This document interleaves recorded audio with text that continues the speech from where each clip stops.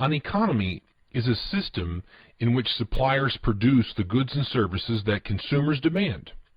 It's where consumers make choices about what to consume and producers decide what to produce and how much of it to produce. So let's talk about supply, what it means, what it looks like, and how we get the market supply schedule. Supply is the relationship between the quantity of a good or service and its price. It's how much of a product or service is available for sale in a market. The supply of bananas that nearby banana growers produce will change depending on the price of the bananas in the store. When bananas can be sold for 30 cents each, then local banana growers are willing to produce, let's say, 400 of them per week.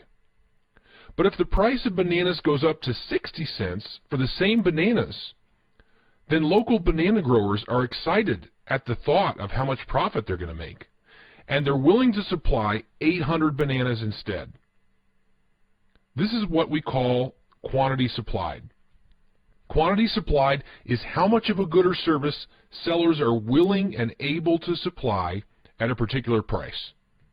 And when you start to tally up all the different prices you could charge for a good or service, then you find a different quantity supplied for each price. That's why we have what's called a supply schedule.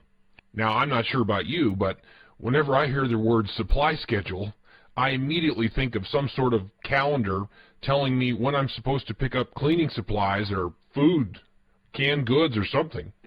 But this is not what we're talking about in macroeconomics. A supply schedule is a table that illustrates how much of a good or service suppliers are willing and able to supply at many different prices.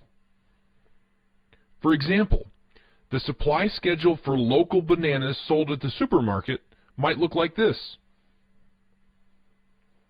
The supply schedule shows you how the supply changes when you increase or decrease the price. As you can see from this supply schedule, when the price goes from 30 cents to 60 cents, the amount of bananas supplied goes up. Now, the supply schedule works exactly the same way for services.